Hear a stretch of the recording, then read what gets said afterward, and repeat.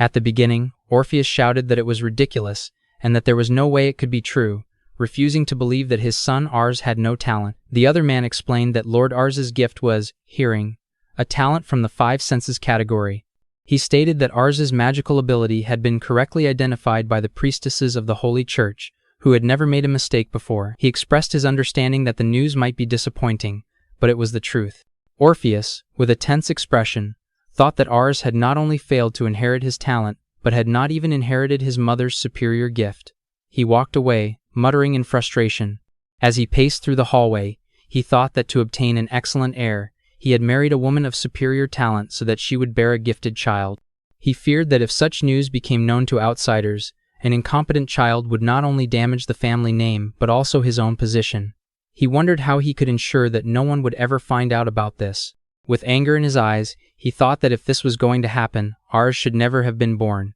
Then, he came to a conclusion and said to himself that Ars should not exist. It was just that simple. Opening a door, Orpheus entered the room where Philia was holding a child. Seeing him, Philia smiled and told him that Ars was currently resting. Orpheus, without hesitation, grabbed Philia's hand and demanded that she hand the child over to him. He declared that he would dispose of Ars himself.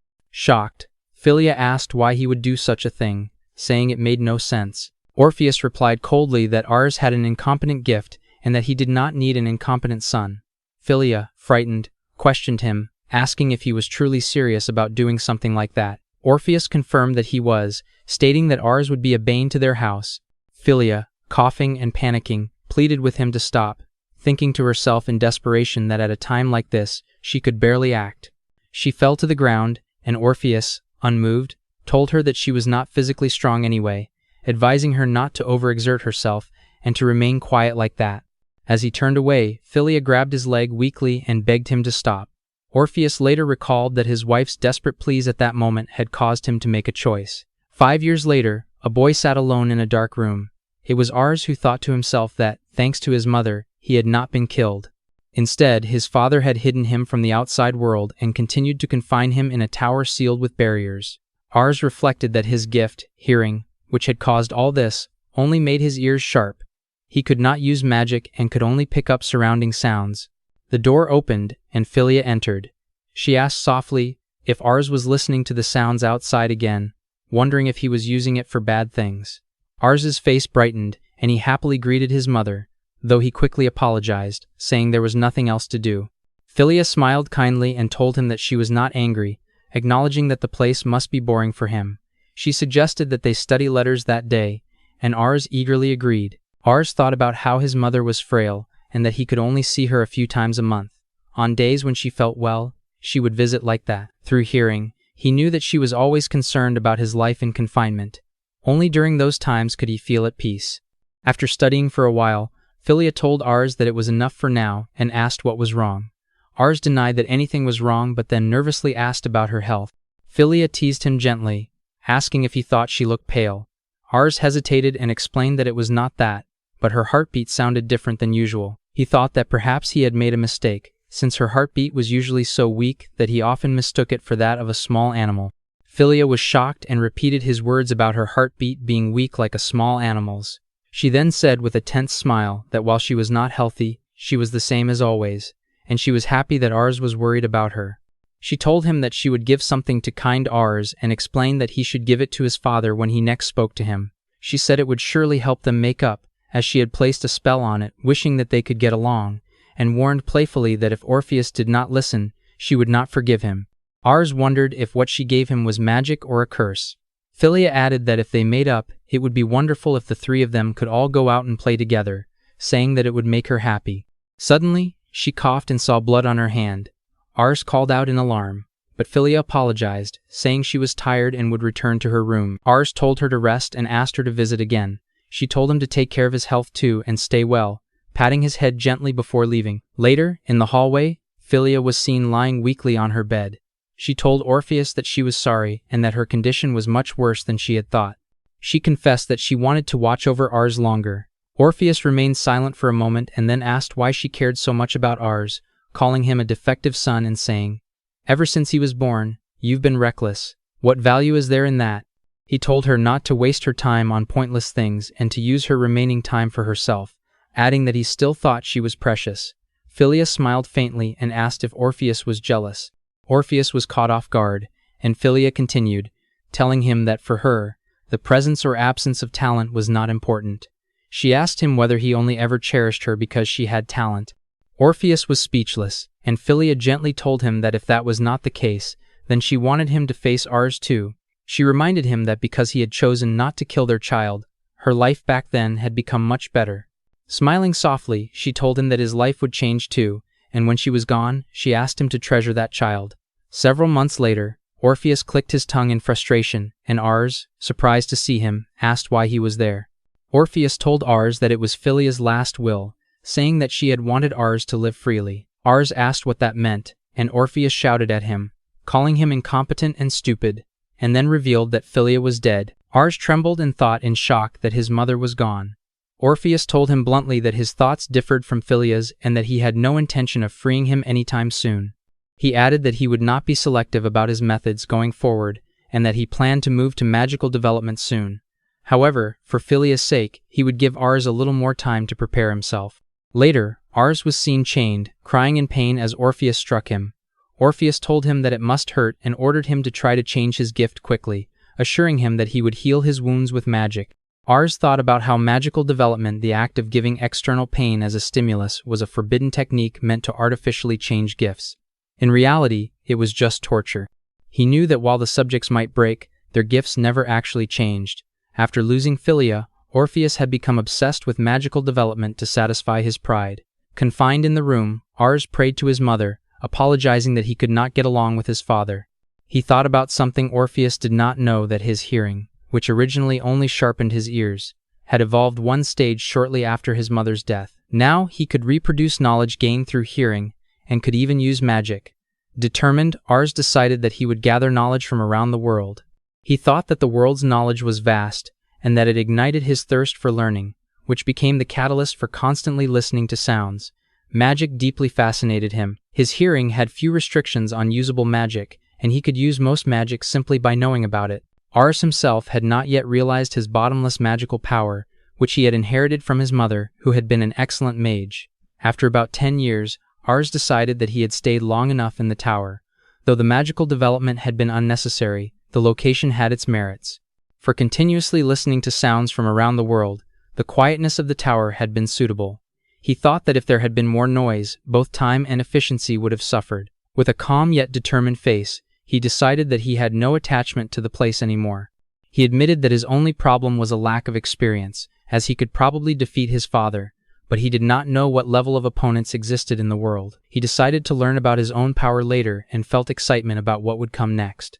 When Orpheus came in with dinner, he threw a piece of bread on the ground. Ars asked if that was all, and Orpheus sneered, asking if he was in any position to make demands, calling him scum worse than a freeloader. Ars calmly asked whether Orpheus was no longer conducting magical development. Orpheus replied that Ars had been alive for 16 years, and though he once had hope, no matter what he tried, Ars's hearing had shown no reaction whatsoever. He judged that continuing further would be pointless. Ars asked whether that meant he was no longer useful, and Orpheus coldly confirmed it, adding that the next heir had already been decided. Ars's younger brother, who had inherited the bloodline gift. Ars quietly said he understood and asked what would happen to him. Orpheus told him that he would give him just enough food to survive, and that when the time came, he would set him free, as that was Philia's will. Ars accepted it silently, then broke his chains, declaring that the timing was perfect. Orpheus was shocked as Ars stood up and said that they would say goodbye that day. Ars placed his hand on the wall, activated a magic circle, and caused an explosion that shattered the wall into pieces. Orpheus, wide-eyed, exclaimed in disbelief that it was magic. Ars confirmed it, saying that the hearing magic that his father had deemed incompetent was indeed powerful. He thought that the barrier his father had placed on the tower must have weakened. Orpheus, panicking, said that it was impossible since he had just reinforced the barrier the day before. Ars calmly suggested that there must have been a tier somewhere. He concluded that there was nothing left to learn there and declared that outside the tower, there were those stronger than demon lords, those called the pinnacle of magic. He vowed to find them and learn magic he did not yet know before leaping out. Orpheus ran to the hole in shock, wondering where Ars had gone and repeating Ars's words about finding the pinnacle of magic in disbelief. The scene then shifted to a forest, where a woman was running frantically with handcuffs on her wrists. She was Princess Yulia. While running, she struggled and thought that if she could just remove them, she might escape. Suddenly, she screamed and fell to the ground, realizing that her legs had been bound by magic. She saw vines tightening around her legs and muttered in disbelief that it was done by magic. A man appeared and mockingly remarked that it was Princess Yulia. Yulia, realizing she had been caught, thought how unfortunate it was to meet him there. The man commented on how unusual it was to see 5 people out for a stroll, and Yulia replied that she had wanted to breathe some fresh air since she had been confined for so long. The man sighed and repeated her words mockingly, telling her that she had been confined long enough and that, thanks to her, they had lost many mages. He told her to stop resisting and return to her life as a prisoner, saying that escorting her to the imperial capital was a direct order from His Majesty, the Emperor. He warned her that if she continued to resist, it would become difficult to bring her back courteously. Yulia retorted that the situation did not look courteous at all. The man clicked his tongue and remarked that injuries could be healed with magic anyway, so they could humiliate her if they wished. He said that while his squad was faithful to their mission and lust was secondary, he could not say the same for the separate unit. Yulia's expression tensed, and she said that she understood, agreeing to be captured without resistance. She told him she could walk herself and asked him to remove the vines from her feet. The man appreciated her understanding and ordered his subordinates to dispel the magic. One of them responded affirmatively, and the man then introduced himself as Rek, the captain of the squad. As he kneeled, Yulia suddenly struck him in the face with her knee, making his nose bleed. The other soldiers were shocked and shouted his name in panic. Holding his bleeding nose, Rek furiously called her a damn bitch and ordered his men to hold her down. They subdued Yulia, and Rek, enraged, commanded them to cut off her limbs and take her, saying that they could heal her later with magic once they reached the capital. One of his men hesitated and asked what they would tell Lord Albert, but Rek dismissed the concern, saying that Lord Albert would not reach the capital anytime soon since he was stopping to see nobles along the way. He added that as long as Yulia did not die, there would be no problem. Drawing his sword, Rek swung it toward Yulia, who closed her eyes tightly and thought desperately for someone to help her. At that moment, his sword shattered. Shocked, Rek stammered in disbelief, asking what had just happened. A voice spoke from nearby, commenting that their swords were quite fragile, and it was Ars who appeared before them. Ars apologized for interrupting and said that he had something to ask. Yulia, still on the ground, looked up at him in shock and amazement. Rek suddenly sensed something and demanded to know who was there. Yulia, still disoriented, wondered if the person who had appeared had saved her. Ark stepped forward and said that if Rek wanted his name, it was Ars. Rek questioned if the technique used earlier was Ars's doing, commenting that Ars seemed unaware of who they were.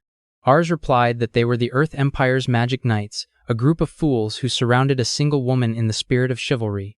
Rek grew angry at Ars's mockery, shouting that a brat was making fun of them, and tried to punch Ars while yelling for him to get lost. Ars dodged the attack, thinking that he had said too much. He remembered hearing that the Earth Empire's magic knights were filled with geniuses, and noted that it was his first time using magic on humans. Ars then cast a spell in front of his face, uttering impact, which launched Rek away. Yulia, watching in astonishment, realized that the magic Ars used had been chantless. Rek crashed into a tree, and Ars looked concerned, wondering if Rek was dead since he had expected him to deflect the attack. Ars mentioned that the spell he used had been his weakest magic. One of the guards, panicking, stammered that Ars had discarded the chant, while the other tried to calm him down, analyzing from Ars's words and body language that it was lower magic, and that Ars's magic attribute was either wind or storm. The guard said they still had the advantage in numbers and that if they were careful, they wouldn't lose. Ars, thinking to himself, decided that he had already warned them and would now use group-scale magic. He cast another spell, shouting, Shadow Impact. The magic felt different, as though it was from another element entirely. Yulia was shocked, realizing that Ars was using a different type of magic, something impossible since people were only supposed to have one gift. The guards found themselves unable to move, one shouting in confusion while Rek tried to retaliate, only for his magic to fail as he attempted another attack. Ars dodged easily and explained to himself that the magic he had used instilled fear and confusion, clouded judgment, and shook the ground through sound that attacked the brain. He noted that it was easy to block with defensive magic and assumed they would have protected themselves, but realizing they could no longer hear him, he concluded that his opponents were disappointing. Ars found it worrying that he could not measure his own abilities in such a situation. Afterwards, Ars walked toward Yulia, deciding to remove her restraints. Yulia examined them and identified them as class magic tools.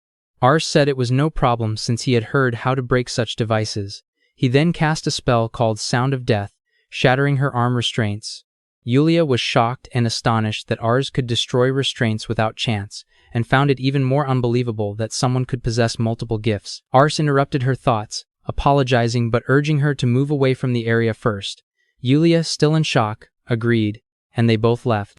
As they walked, Yulia thanked Ars for saving her, though she expressed concern that since the enemy had been the Earth Empire's magic knights, his actions might bring trouble to his friends and family. Ars told her not to worry about that.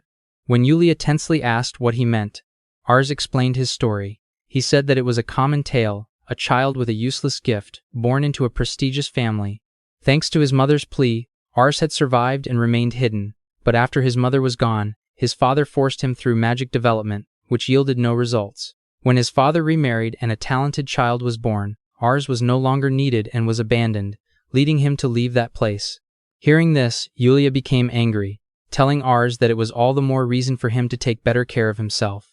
She reminded him that magic development was supposed to be banned and unforgivable. Ars thought to himself that Yulia did not have time to worry about others, yet she was kind-hearted.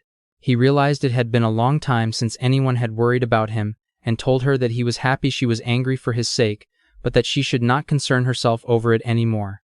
He introduced himself again, reminding her that his name was Ars. Yulia's expression darkened as she introduced herself as Yulia de Vilut. Ars thought to himself that the name Vilut belonged to a country destroyed by the Earth Empire. Seeing her emblem, he realized she was of the royal family and asked if he should call her princess. Yulia, with a tense face, said she was not sure she could still be called a princess. Ars pointed out that she had been caught and restrained, complimenting her on managing to escape. Yulia admitted that her escape was thanks to luck and said she did not want to be reminded of the time she was captured. Ars advised her that it would be best to get away from such a place as soon as possible. Yulia asked Ars where he was headed. Ars replied that he had originally planned to go to the City of Magic. Yulia reacted tensely, and Ars thought about the City of Magic, a massive city ruled by the Magic Association, with its own culture and freedom from any country's interference. It was known as the center of the world, where gifts and magical knowledge gathered. Ars mentioned that there was someone he wanted to meet there, someone who had once said he wanted to visit that place at least once. Yulia then asked if she could come along with him. Ars looked at her tensely and repeated her words about wanting to go to the City of Magic. Yulia, still tense, explained that she was also planning to go there and that since she was being pursued by the Earth Empire, traveling with her might bring him trouble. Ars stated that it would be difficult for her to escape that country and even harder to resist. Yulia agreed. Ars then said that if they went to the independent City of Magic, they would probably be safe, and he suggested they go together. Yulia asked if that was really okay, and Ars replied that during travel, one often met companions and that two people were better than one. He said he was looking forward to it. Yulia thanked him with a smile, saying she knew people there and could guide him. Ars agreed, saying they should depart and that it would take about a day to reach the City of Magic. Yulia happily agreed. As they continued walking, Yulia asked about the magic Ars had used earlier and what his gift was. Ars's expression turned tense, and Yulia worried she had asked something inappropriate. Ars reassured her that it was not the case but seemed uncertain as he said that his gift was hearing. Yulia was shocked, repeating the word hearing and saying that it was the first time she had heard of such a gift, unsure how to respond. Ars commented that he expected that kind of reaction. Yulia pointed out that he had been using magic, and Ars explained that at first, it was just enhanced hearing, but over time, he became able to use magic. He admitted that he did not understand how it worked, but he could handle magic outside of his gift's attribute. Yulia noted that he did not even know how his power functioned. Ars reflected that in this world, having good hearing was worthless, wondering aloud about its value. Yulia disagreed, saying it was a gift to be envied. Ars said that all he could do was overhear things, which was not something to be proud of. Yulia insisted that his power had saved her, and that it was a gift worth being proud of. Ars's expression darkened, and he changed the subject, asking the princess what her gift was. Yulia smiled and said she possessed a magic system, the White's Light. Ars commented that it suited her perfectly, and Yulia smiled, saying that his words made her happy. Ars thought to himself that the gift light was known to possess extraordinary power, a one-of-a-kind, legendary gift in the world. He found it intriguing that he had met its bearer in such a place, and asked if she could show it to him next time. Yulia offered to show it immediately, forming a small ball of light in her hand. Ars was alarmed, saying that doing that was like telling enemies to come find them. Yulia smiled and asked if Ars would save her again when that happened. Ars replied that it would be a hassle, and Yulia laughed, agreeing that he was right. As they continued their journey, Ars noticed the sun setting and said that they should rest soon before heading for the border. Yulia agreed, but suddenly, an object fell nearby, startling her. She called out to Ars in fear. Ars's expression darkened as he inspected the object. Yulia offered to take care of it, but Ars told her not to worry, holding a knife in his hand and saying that they were supposed to help each other. Yulia insisted that she could not let Ars do everything by himself. Ars asked if she was good at cooking, and Yulia replied cheerfully that she was good at making sweets and that he could leave it to her. Ars agreed, telling her he would rely on her. Yulia offered to handle the fire, saying she had heard how to make one. Ars, holding a fork, seemed unsure, and Yulia told him gently that one could not light a fire with a fork and knife. Ars, confused, looked at her, and Yulia handed him fire stones, explaining how to use them. Ars, realizing, asked if those were what she meant. Yulia asked if he had never used them before, and Ars replied that while imprisoned, he had only been given food that could be eaten with his hands. Yulia told him he needed to learn and sat beside him, saying that they should light the fire together, placing her hand over his and excusing herself softly. After successfully lighting the fire, Yulia told Ars that he could ask her anything. Ars observed that Yulia had gotten used to such things, and Yulia admitted that she had struggled in the beginning but had learnt from a maid who was skilled at it. Ars remarked that even a princess had such experiences, and Yulia proudly said she did.